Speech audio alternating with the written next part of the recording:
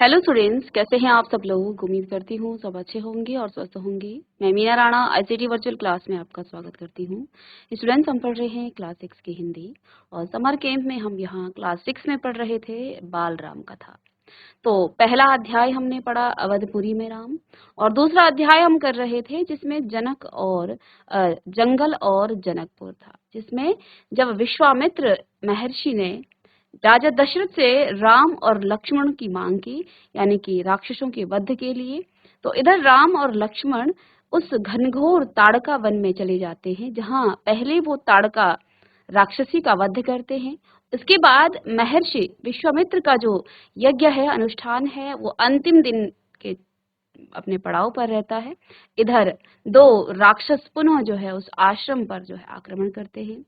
इस पर राक्षसों का नाम है मारीच और सुबाहु। मारीच को राम ने एक तीर मारा और वो मूर्छित होकर दक्षिण दिशा की तरफ भाग जाता है। इधर सुबाहु का वध करके यह यज्ञ संपन्न होता है। इसके बाद राम पूछते हैं कि महाराज महर्षि, हमें आगे क्या आज्ञा है। तो महर्षि उन्हें जनक मिथिला जाने के लिए कहते हैं, और इधर राम, लक्ष्मण और महर्षि विश्वामित्र जनकपुर में चले जाते हैं। इधर सीता का स्वयंवर का आयोजन किया गया था, जिसमें विशाल शिव धनुष पर प्रत्यंचा चढ़ानी थी। जब अनेक देश से आए हुए राजा और महाराजा इस धनुष को हिला तक नहीं पाए, तो महर्षि विश्वामित्र की आज्ञा के बाद राम ने इस धनुष को उठाया, प्रत्यंचा चढ़ाने की कोशिश की, लेकिन ये धनुष टूट गया। इस पर जनकपुर के राजा जनक बड़े प्रसन्न हुए और सीता का विवाह के लिए वो राजा दशरथ को संदेश भेजने के लिए कहते हैं। आगे हम आज की क्लास में पढ़ेंगे, तो चलिए चलते हैं स्मार्ट बोर्ड पर।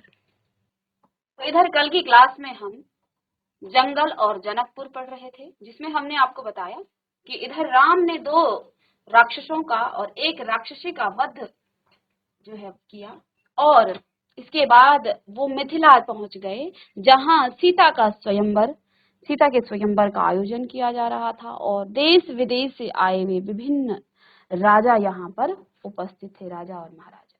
ठीक है, तो इधर जो है राम ने महर्षि विश्वामित्र की आज्ञा का पालन करते हुए आगे बढ़े और पेटी का ढक्कन खोला, जिसमें वो धनुष था। राम ने पहले धनुष देखा और फिर महर्षि को गुरु का संकेत मिलने पर राम ने वह विशाल धनुष सहज ही उठा लिया। यज्ञशाला में उपस्थित सभी लोग हतप्रभ थे, क्योंकि इससे पहले कोई भी उस धनुष को हिला तक नहीं पाया था। इसकी प्रत्यंचा चढ़ा दूं मुनिवर, राम ने पूछा। अवश्य, यदि ऐसा कर सकते हो। तो विदेह राज चकित थे। राम ने आसानी से धनुष झुकाया, ऊपर से दबा कर प्रत्यंचा खींची। दबाव से धनुष बीच से टूट गया, उसके दो टुकड़े हो गए, बच्चों के खिलौने की तरह। यज्ञशाला में सन्नाटा छा गया, सब चुप थे, एक दूसरे की ओर देख रहे थे, क्योंकि इससे जो है कई राजाओं और महाराजाओं की जो है अपमान भी हुआ, क्योंकि जिस धनुष को वो हिला तक नहीं पाए, राम ने सहज ही उसे उठाया और प्रत्यंचा चढ़ाने पर जो है वो धनुष टूट गया था। सभागार की चुप्पी महाराज जनक ने तोड़ी। अब क्योंकि सब कोई बोलता भी तो क्या बोलता, तो सारी सभा चुपचाप थी। इधर जनक बड़े प्रसन्न हुए, उन्होंने सभा में जो चुप्पी थी उसको तोड़ी। उनकी खुशी का ठिकाना न था, उन्हें सीता के लिए योग्य वर मिल गया था। उनकी प्रतिज्ञा पूरी हुई। जनक राज ने कहा, मुनिवर, आपकी अनुमति हो तो मैं महाराज दशरथ के पास संदेश भेजूं, बारात लेकर आने का निमंत्रण। यह शुभ संदेश उन्हें शीघ्र भेजना चाहिए। तो इधर जो है दशरथ से आज्ञा और बारात लेकर आने की आज्ञा मांगी गई। महर्षि की अनुमति से दूत अयोध्या भेजे गए, सबसे तेज चलने वाले रथों से। इस बीच जनकपुर में धूम मच गई। बारात के स्वागत की तैयारियां होने लगी। नगर की प्रसन्नता चरम पर थी। तो क्योंकि जैसे ही अयोध्या के लोगों ने ये सुना, तो सब बड़े प्रसन्न हुए, और नगर के लोगों, इधर अयोध्या और जनकपुरी में भी लोग बड़े प्रसन्न थे। महाराज जनक का संदेश मिलते ही अयोध्या में भी खुशी छा गई। जनक में तो खुशियां, जनकपुरी में तो थी ही खुशियां, इधर अयोध्या वासियों ने जब सुना तो बड़े प्रसन्न हो गए सभी लोग, और यहाँ भी खुशी छा। आनन फानन यानी जल्दी जल्दी में बारात तैयार हुई। हाथी घोड़े रथ सेना बारात को मिथिला पहुंचाने में 5 दिन लग गए। तो इधर जो है सारी तैयारियों के साथ जो है दूल्हे तो पहले ही पहुंचे हुए थे, तो इधर जो है पीछे पीछे बारात भी आ गई। जनकपुरी जगमगा रही थी, हर मार्ग पर तोरण द्वार, हर जगह फूलों की चादर, एक एक कोना सुवासित, हर घर के प्रवेश द्वार पर वदनवार, एक एक घर से मंगल गीत, मुख्य मार्ग पर दर्शकों की अपार भीड़, खिड़कियों और ध्वजों छज्जों से लोग जो है झांकती महिलाएं एक नजर राम को देख लें। इधर जो है सभी राम को देखने के लिए जो है अपने छज्जों और अपनी खिड़कियों से झांक रहे थे।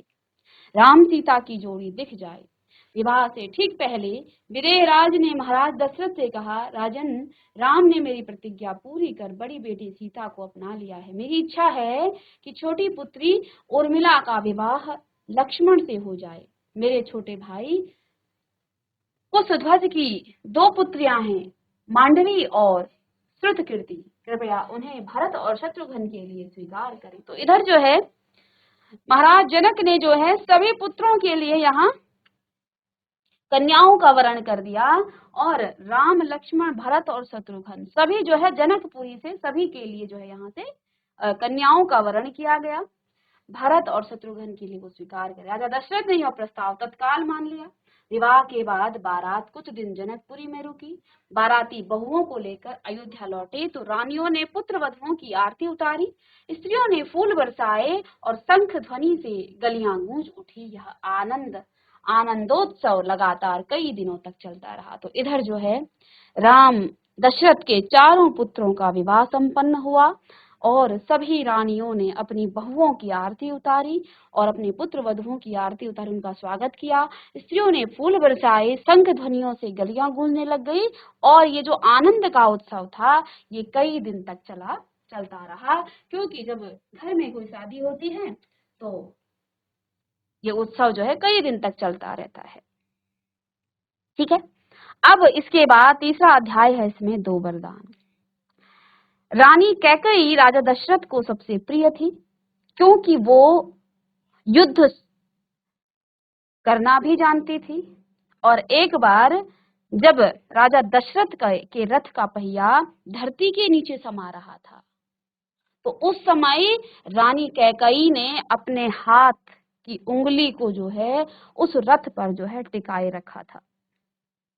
और इधर जो है चारों दिशाओं से जब राजा दशरथ पर जो है क्या हो 10 दिशाओं से राजा दशरथ पर जो है प्रहार हो रहे थे, यदि उनका रथ जो है वहीं धस जाता तो उनकी हार हो जाती। इधर रानी कैकेयी ने अपने हाथ से जो है वो रथ संभाला, जिससे उनका हाथ लहूलुहान हो गया था।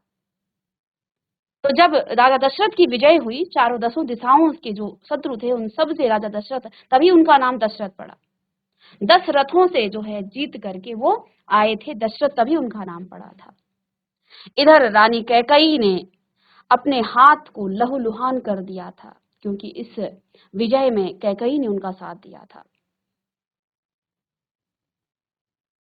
कैकेयी जब सभी ने राजा दशरथ का जो है गुणगान किया कि आपने 10 दिशाओं को जो है जीत लिया है, इधर कैकेयी का जब हाथ देखा तो राजा दशरथ ने जो है बड़ा उन्हें दुख भी हुआ और बड़े प्रसन्न। उन्होंने राजा रानी कैकेयी को 2 वरदान मांगने के लिए कहा कि आप मुझसे 2 वरदान मांगिए, आपकी जो इच्छा हो मैं आपको दूंगा। इधर कैकेयी ने कहा कि ये तो मेरा धर्म है, अपने पति की रक्षा करना ये मेरा धर्म है, लेकिन उन्होंने कहा कि भविष्य में मैं कभी भी आपसे 2 वरदान ले लूंगी।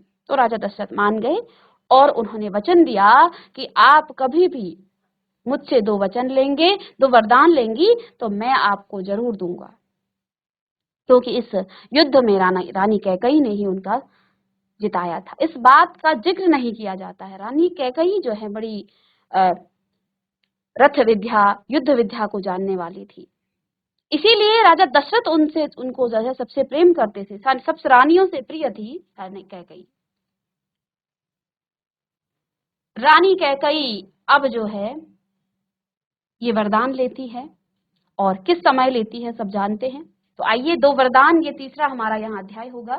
राजा दशरथ के मन में अब एक ही इच्छा बची थी कि राम का अभिषेक हो, क्योंकि इससे पहले अध्याय में राजा दशरथ की कोई संतान नहीं थी। पुत्रैष्ठी यज्ञ के बाद उन्हें 4 पुत्रों की प्राप्ति हुई।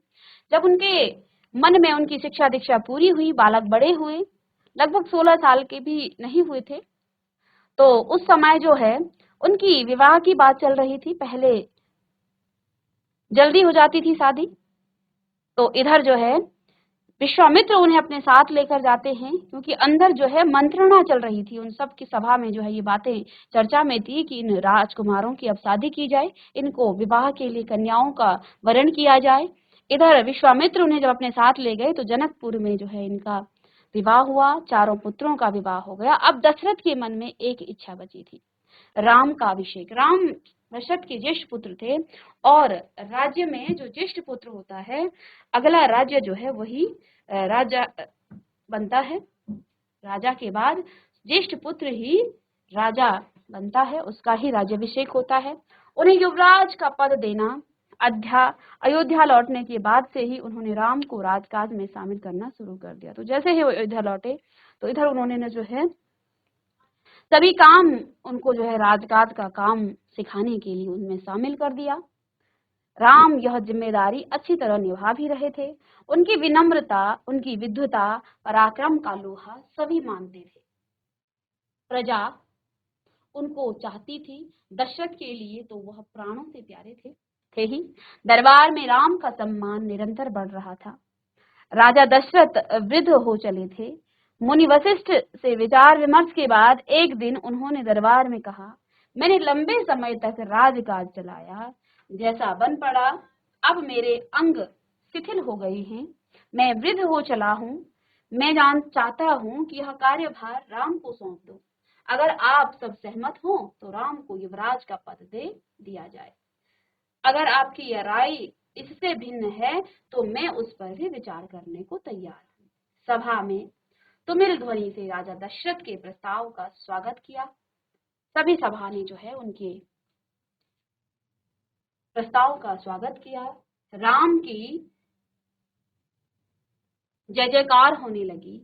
दशरथ थोड़ी देर तक सुनते रहे, संतोष के साथ उन्होंने कहा, शुभ कार्य में देरी नहीं होनी चाहिए। तो इधर जो है दशरथ चाहते ही थे कि वो राम को राज्य दे दें, राजकुमार उन्हें बना दें। तो उन्होंने कहा, शुभ काम में देरी नहीं होनी चाहिए, मेरी इच्छा है कि राम का राज्याभिषेक कल सुबह कर दिया जाए। तो राजा दशरथ ने भी इस बात में देरी न करने की सोची कि अब जो है राम को जो है ये राज्य सौंप देना चाहिए। यह समाचार पलक झपकते पूरे नगर में फैल गया। तो ये समाचार जो है पूरे नगर में फैल गया। हर जगह यही चर्चा थी, राज्याभिषेक की तैयारियां शुरू की गई और जो है सभी पूरे राज्य में ये चर्चा चल रही थी कि अब जो है राज्याभिषेक की तैयारियां। भरत और शत्रुघ्न उस समय अयोध्या में नहीं थे, वहां अपने नाना कैकेयी राज के यहाँ गए हुए थे। भरत जब भी अयोध्या लौटने की बात करते, नाना उन्हें रोक लेते थे। भरत को अयोध्या की घटनाओं की सूचना नहीं थी, उन्हें अपने पिता के निर्णय के संबंध में नहीं पता था, और यह जानकारी भी नहीं थी कि अगले दिन राम का राज्याभिषेक होने वाला था। कैकेयी से एक दिन में भरत और शत्रुघ्न का आना संभव नहीं था। तो इधर जो है भरत को कुछ नहीं पता कि अयोध्या में क्या हो रहा है। जब राजा दशरथ ने इस संबंध में राम से चर्चा की, कहा कि भरत यहाँ नहीं है, पर मैं चाहता हूं कि राज्याभिषेक का कार्यक्रम न रोका जाए। उन्होंने राम से कहा, जनता ने तुम्हें अपना राजा चुना है। तो इधर राजा दशरथ ने राम से कहा कि भरत यहाँ नहीं है, लेकिन मैं चाहता हूँ कि इस कार्य में देरी न हो, यानी कि राज्याभिषेक का काम जल्द से जल्द हो। तो उन्होंने कहा कि जनता तुम्हें अपना राजा चुन चुकी है, तुम राजधर्म का पालन करना, कुल की मर्यादा की रक्षा अब तुम्हारे हाथ में है। राज्याभिषेक की तैयारियां रानी कैकेयी की दासी ने भी देखी, मंथरा नाम की। शुरू में उसे इस चहल पहल का कारण समझ में नहीं आया। रानी कैकेयी की एक दासी थी जिसका नाम था मंथरा। उसने देखा कि राजमहल में कुछ चल रहा है, कुछ हलचल हो रही है, चहल पहल चल रही है। उसे पहले तो समझ में नहीं आया, उसने इसे कोई अन्य अनुष्ठान समझा। उसे लगा कुछ और हो रहा है, इतनी रौनक, ऐसी सजावट, ऐसा कुछ उसने अन्य अनुष्ठानों में नहीं देखा। तो उसे समझ नहीं आया कि हो क्या रहा है इस राजमहल में। ठीक है, तो उसे देखा कि इतनी चमक और अनुष्ठानों में तो नहीं हुआ। उसे अचंभा हुआ। फिर उसने सारी रानी कौशल्या की दासी से पूछा। उसे तब पता चला कि कल राम का राज्याभिषेक होने वाला है, यह उत्सव उसी के लिए है। तो तब उसने कौशल्या की जो दासी थी उससे पूछा कि आखिर इस राजमहल में क्या हो रहा है। मंथरा जल भुन गई। राम का राज्याभिषेक उसे षड्यंत्र लगा। मंथरा को लगा कि ये जो है कैकई के विरुद्ध षड्यंत्र चल रहा है, क्योंकि कैकई के पुत्र का नाम था भरत। ठीक है, तो उसे लगा कि ये जो है सब क्या चल रहा है, ये षड्यंत्र है कैकई के विरुद्ध। वह कैकई की दासी थी बचपन से। कैकई का हित उसके लिए सर्वोपरि था। मंथरा उसे अपना हित मानती थी। वह कैकई का मुंह लगी वह कैकई की मुंह लगी थी, यानी कि कैकई भी उसे काफी अच्छा मानती थी। मुंह लगी थी यानी कि हर चीज उससे पूछकर उसकी बातें सुनती थी। रानी कैकई भी उसे बहुत मानती थी। क्रोध से आग बबूला मंथरा रनिवास की ओर भागी। सीधे कैकई के कक्ष में वह हाँफ रही थी। क्रोध से चेहरा लाल था। भागने के कारण सांस उसकी उखड़ रही थी। उसने रानी कैकई को सोते हुए देखा। तो इधर जो है कैकई ने जैसे ही सुना कि राम का राज्याभिषेक हो रहा है, वो भागी भागी किसके पास, कैकई के पास निकली। किसी तरह अब उधर देखती है कि कैकई तो आराम से सो रही है। किसी तरह स्वयं को संभालते हुए मंथरा ने कहा, अरे अरे मेरी मूर्ख रानी, उठ, तेरे ऊपर भयानक विपदा आने वाली है। यह समय सोने का नहीं है, होश में आओ। विपत्ति का पहाड़ टूटे इससे पहले जाग जाओ। रानी कैकई नींद से चौंक उठी। उन्हें मंथरा की बात समझ में नहीं आई। बात क्या है, तुम इतना घबरा क्यों रही हो? सब कुशल तो है ना? उसने पूछा। तो कैकई ने भी पूछा, क्या बात हो गई है, तुम इतना क्यों घबराई हुई हो? तो उसने कहा कि सब कुशल तो है। तो कहती है, कैसा कुशल, कैसा मंगल? सब अमंगल होने वाला है। तुम्हारे सुखों का अंत। महाराज दशरथ ने कल राम का राज्याभिषेक करने का निर्णय लिया है। अब राम युवराज होंगे। यह तो बहुत शुभ समाचार है। देखिए, कैकई की बुद्धि उस समय जो है कुटिल नहीं थी। कैकई की बुद्धि को मंथरा ने कुटिल बनाया। कैकई राम से बहुत प्रेम करती थी। और जब कैकई ने भी सुना तो कैकई ने क्या कहा, ये तो बहुत शुभ समाचार है। कैकई ने प्रसन्नता से अपने गले का हार उतारकर मंथरा को दे दिया। मैं बहुत प्रसन्न हूँ, राम युवराज पद के लिए हर तरह से योग्य हैं। तो इस समय तक कैकई के मन में कोई द्वेष नहीं था राम के लिए, कोई ईर्ष्या नहीं थी। रानी तुम्हारी बुद्धि फिर गई है। उसने बड़े प्रसन्न होकर के अपने गले से एक हार निकाला, उस मंथरा को दे दिया। क्योंकि राजमहल में ऐसा ही होता है, जब कोई शुभ समाचार लेकर कोई दूत या कोई भी जो है सेवक आता है तो उसे जो है उपहार में कुछ न कुछ दिया जाता है। तो कैकई राम के अभिषेक की समाचार सुन करके प्रसन्न हुई और उसने क्या कहा, ये तो शुभ समाचार है। और उसने अपने गले का हार उतार करके मंथरा को दे दिया। मैं बहुत प्रसन्न हूँ, राम युवराज पद के लिए हर तरह से योग्य हैं। रानी तुम्हारी बुद्धि फिर गई है, मति मारी गई है। सवाल राम की योग्यता का नहीं, राजा दशरथ के षड्यंत्र का है, तुम्हारे अधिकार छीनने का है। मंथरा ने हार दूर फेंकते हुए कहा, यह षड्यंत्र नहीं तो और क्या है। कल सुबह राज्याभिषेक है, भरत को जानबूझकर ननिहाल भेज दिया, समारोह के लिए बुलाया तक नहीं। तो इधर भड़का रही है। और एक माता जो है अपने पुत्र के लिए बातें सुन भी लेती है कि हाँ, मेरे पुत्र के साथ, वो अपने साथ षड्यंत्र या पक्षपात को सह लेती है, लेकिन उसके पुत्र के साथ जब ऐसी घटनाएं होती हैं, अब देखो उसके मन में तो ये भाव नहीं था, लेकिन उस मंथरा ने ये सारी बातें उसके दिमाग में डाली। इसलिए कहते ना, अगर आपकी संगत अच्छी हो तो आपका मार्ग जो है हमेशा उच्च रहता है, आप अच्छे मार्ग पर जाते हो। इधर उसके साथ वो संगत ही तो थी जो उसकी बातें सुनती थी। कैकई की बुद्धि तो मंथरा ने फिराई, ठीक है, वरना कैकई तो इस बात से बिल्कुल भी जो है अनजान थी। उसे कोई दृश्य नहीं था राम से, उसे कोई दुख नहीं हुआ कि राम का राज्याभिषेक हो रहा है। वो तो खुश हुई। लेकिन रानी ने क्या कहा कि उस मंथरा ने क्या कहा कि रानी, तुम्हारी बुद्धि फिर गई है, मति मारी गई है। सवाल राम की योग्यता का नहीं, राजा दशरथ के षड्यंत्र का है, तुम्हारे अधिकार छीनने का है। मंथरा ने हार दूर फेंकते हुए कहा, यह षड्यंत्र नहीं तो और क्या है। कल सुबह राज्याभिषेक है और भरत को जानबूझकर ननिहाल भेज दिया, समारोह के लिए बुलाया तक नहीं। तो इधर जो है वो कैकई को भड़का रही है कि तुम्हारे पुत्र को जो है इस राज्याभिषेक में शामिल तक नहीं होने दिया जा रहा है। कैकई का स्वर उग्र हो गया। उन्होंने मंथरा को डांटते हुए कहा, राम के प्रति मेरा आघात इसलिए है, वह मुझे माँ समान मानते हैं, तुझे इसमें षड्यंत्र दिखाई देता है। तो उसने जो है कैकई ने भी उसको डांटा कि राम जो है मेरे लिए प्रिय हैं, वो मुझे माँ के समान ही सम्मान और आदर करते हैं, तुम्हें उससे में षड्यंत्र दिखाई देता है। इसमें षड्यंत्र नहीं है, राम के बाद भरत ही राजा बनेंगे, राज सर्वदा ज्येष्ठ पुत्र को ही मिलता है। तो इधर जो है कैकई जानती थी कि राज्य जो है हमेशा ज्येष्ठ पुत्र को ही मिलता है, इसलिए उन्होंने कहा कि राज्य जो है राम का ही है। मंथरा पर इस फटकार का कोई प्रभाव नहीं हुआ, उसके लिए यह दशरथ का षड्यंत्र था।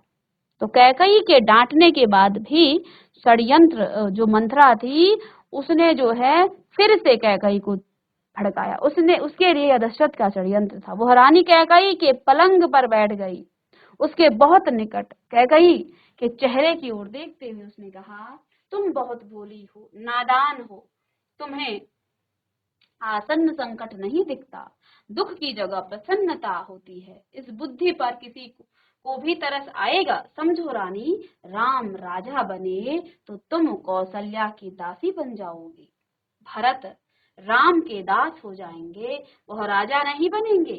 राम के बाद अगला राजा राम का पुत्र होगा। अनर्थ को अर्थ समझने की मूर्खता मत करो। तो इधर जो है मंथरा पुनः कैकई से कहती है कि तुम बड़ी भोली हो और तुम पर किसी को तरस भी नहीं आता है।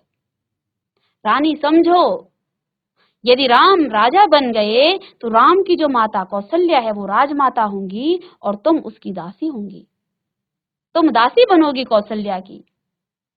भरत राम के दास हो जाएंगे, वह राजा नहीं बनेंगे। राम के बाद अगला जो राजा होगा वो राम का पुत्र होगा, तुम्हारा पुत्र नहीं। अनर्थ हो रहा है, तुम उसे अर्थ समझने की मूर्खता कर रही हो। राम को राज मिला तो वे भरत को देश निकाला दे देंगे। तो इधर वो और भड़का रही है कि अगर राम को राज्य मिल गया तो वो तो इस भरत को देश से निकाल देंगे, वे भरत को दंड देंगे। इस तिरस्कार से भरत की रक्षा करो रानी, कोई ऐसा उपाय करो कि राजगद्दी भरत को मिले और राम को जंगल भेज दिया जाए। तो इस मंथरा ने कैकई की बुद्धि पर ऐसा चक्र चलाया कि वो कहती है कि तुम जो है हर तरह से उसने दशरथ और राम को गलत बता दिया कि दशरथ ने तुम्हारे साथ जो है षड्यंत्र किया है। राम यदि राजा बन गए तो तुम्हारा भरत राम का दास होगा और तुम राम की माता कौशल्या की दासी बनोगी। इसके बाद तुम्हारे भरत को देश से निकाला जाएगा, इसका तिरस्कार होगा, इसकी रक्षा करो। अभी से तुम संभलो, तुम इसकी रक्षा करो। कैकई पर मंथरा की बातों का असर होने लग गया। अब कैकई इतनी गहराई तक जा रही है, जिसे कैकई मंथरा जो है इतनी गहराई तक जा रही है, कैकई उसे सोच भी नहीं पा रही थी। लेकिन इधर जो है उसकी बातों का असर होने लगा, उसका सिर चकरा गया। वह पलंग से उठी तो पांव सीधे नहीं खड़े पड़े, आंखों में आंसू थे, मन भारी हो गया। प्रसन्नता की जगह अव्यक्त क्रोध ने ले ली। मंथरा के तर्कों ने उन्हें सच्चाई के तर्कों में उन्हें सच्चाई दिखने लगी। तो इधर कैकई को भी जो मंथरा ने तर्क दिए वो उन्हें सच्चाई में लगने लगे कि हाँ, वास्तव में यदि राम राजा बने तो मैं तो फिर ना तो राजमाता होंगी और मैं तो कौशल्या की दासी बन जाऊंगी। मेरा पुत्र भरत राम का दास होगा और फिर जो है भरत को कभी भी राज्य नहीं मिलेगा। तो उसके बातों का असर होने लगा। तो वो उस मंथरा से कहती है कि तुम ही बताओ मैं क्या करूं। कैकई ने आंसू पोंछते हुए मंथरा से कहा। तो इधर जो है कैकई ने अब उस दुष्ट मंथरा से ही पूछा कि तुम ही मुझे बताओ मैं आगे क्या करूं। मंथरा पलंग से उठी, कैकई के पास जाकर खड़ी हो गई। उसने कहा, याद करो रानी, महाराज दशरथ ने तुम्हें 2 वरदान दिए थे। दशरथ से अपने 2 वचन पूरा करने को कहो। एक से भरत के लिए राजगद्दी मांग लो और दूसरे से राम को 14 वर्ष का वनवास।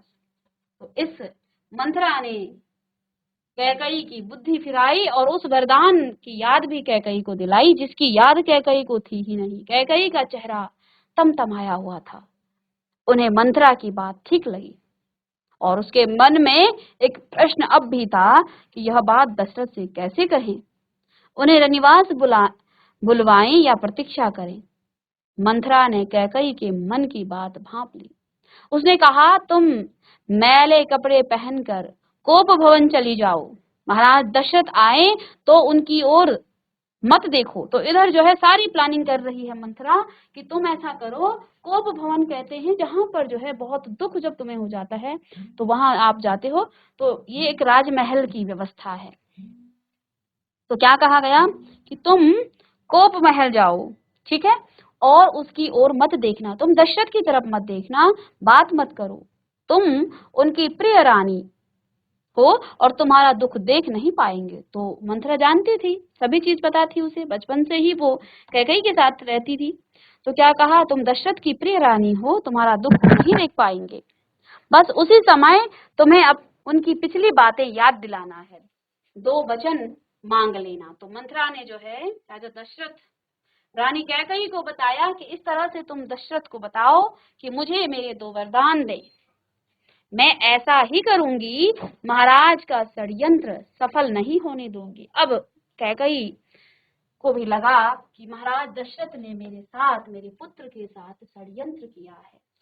तो जैसा जैसा मंथरा ने बताया ऐसा ही कैकई कहती है कि मैं ऐसा ही करूंगी, महाराज का षड्यंत्र सफल नहीं होने दूंगी। मंथरा का लक्ष्य पूरा हो गया था। चलते चलते उसने रानी कैकई से कहा, राम के लिए 14 वर्ष से कम वनवास मत मांगना।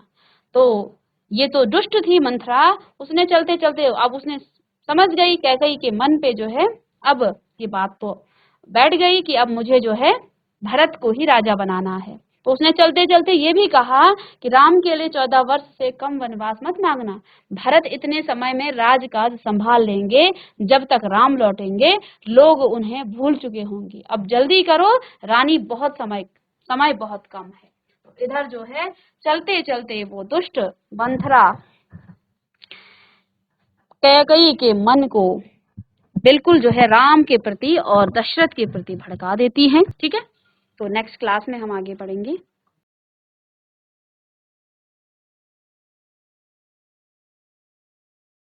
तो बच्चों आज की क्लास में हमने जंगल और जनकपुर और साथ में 2 वरदान पढ़े। तो पहले जो आपका अध्याय था, दूसरा अध्याय, उसमें हमने देखा कि राम विश्वामित्र के साथ जंगल गए, वहां राक्षसों का वध किया। इसके बाद विश्वामित्र उन्हें जनकपुरी ले गए जहां सीता का स्वयंवर का आयोजन किया गया था। साथ में यहाँ राजा दशरथ के 4 पुत्रों के लिए जो है कन्याओं का वरण किया और इन सभी का विवाह हुआ। इसके बाद अब राजा दशरथ चाहते थे कि वो राम का राज्याभिषेक करें, इसलिए उन्होंने तुरंत से राम के अभिषेक के लिए की तैयारी की। इधर मंथरा को ये बात जो है जची नहीं और वो कैकई को भड़काने कैकई के महल में चली गई। इधर जो है कैकई मंथरा की बातों का असर हुआ और कैकई ने जो है मंथरा की बात मान ली। अब नेक्स्ट क्लास में देखते हैं, इसको आगे पढ़ेंगे। तो मिलते हैं नेक्स्ट लेक्चर में, तब तक के लिए थैंक यू।